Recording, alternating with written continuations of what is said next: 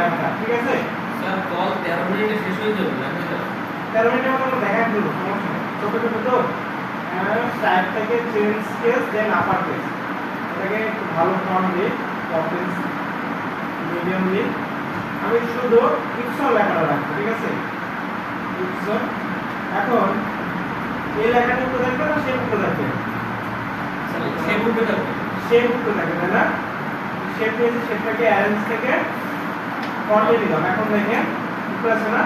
এখন এই দুটো সিলেক্ট করে অবজেক্ট থেকে ইনভলভ ডিসপ্লে ডিসটর্ট আছে না, এখান থেকে আপনি মেকে হইতে টপ অবজেক্ট দিবেন। তাহলে দেখেন লেখাটা শেপের মধ্যে কিন্তু ফিল হয়ে গেল, স্টাইলিশ আসলো না একটা?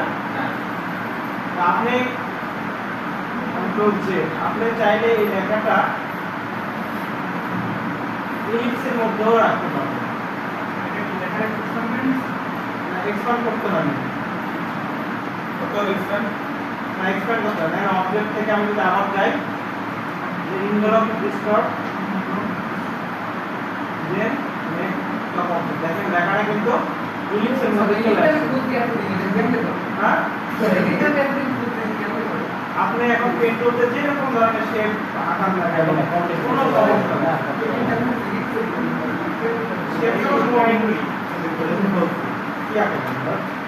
ওইবে না স্যার, ওর ভিতর দেন।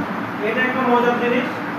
দেন আরেকটা জিনিস দেখাই, ছোটখাটো জিনিস দেখতে ভালো লাগে, আমার কাছে দেখাতে ভালো লাগে। টাইপ টুলে গিয়ে ক্লিক করে গ্রাফে একটা প্যারা তৈরি করলাম, ঠিক আছে? এর মধ্যে লেখা আসছে। এখন আপনারা দেখছেন কি না জানি না, সাপোজ এই লেখার মাঝখানে লার্নিং শব্দ লেখা রাখবো, কিন্তু দেখাইছি আপনি দেখাইছেন আমি দেখাই নাই। और एक बार दें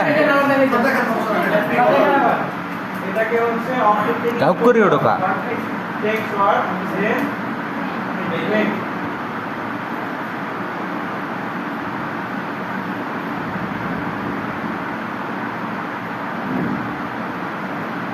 কই না লাগবে আবার যাইতে হবে টেক্সট আবার হয়ে যায় রেড অপশন আছে তাহলে শুরু করতে হবে।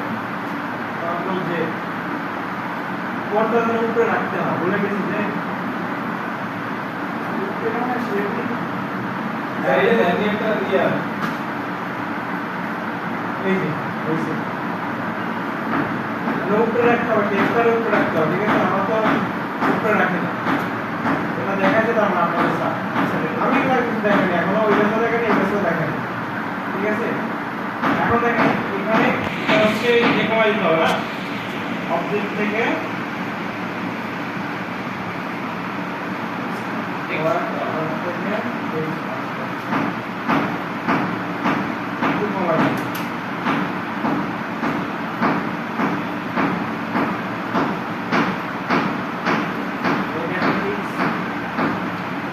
এখন যেটা করবেন ওই যে টেক্সটগুলো আছে না, টেক্সটগুলো সিলেক্ট করে প্যারাগ্রাফে যাবেন। এই যে প্যারাগ্রাফ আছে না, প্যারাগ্রাফে সবগুলো ফিল করে দেবেন, তাহলে দেখতে দেখতে ভালো লাগবে। এই যে একটা টেক্সট দেন আকি এরকম টেক্সট দেখাবো।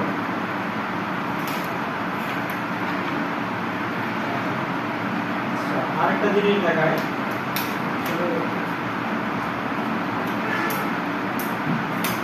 ব্লেন্ড টুল তো দেখছেন না? ব্লেন্ড টুল, ব্লেন্ড টুলের মূলত কি কি কাজ করে? ব্লেন্ড টুলের আমি একটা কালার ধরে কপি করব। সাপোজ আপনাকে ক্লায়েন্ট একটা কালার দিয়েছে রেড কালার আর একটা কালার দিয়েছে ব্লু কালার।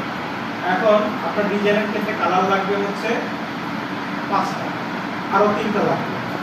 এখন এই লাল এবং ব্লুর মধ্যে থেকে সিমিলার কালার নিতে হবে, কিন্তু আলাদা কালার নিলে কিন্তু ডিজাইন ফুটে ওঠে না। তখন আপনারা কিভাবে কালার খুঁজেন? আমি যেভাবে খুঁজি, এই দুটাকে সিলেক্ট করে এখান থেকে অবজেক্ট থেকে ব্লেন্ড অপশনে গিয়ে এখান থেকে এটা করে দিয়ে হচ্ছে আমার 2টা আছে, তার মানে লাগবে হচ্ছে 5টা, তাই না? 5 করে দিলাম, দেন ওকে। এখন হচ্ছে অবজেক্ট থেকে আবার ব্লেন্ড থেকে মেক।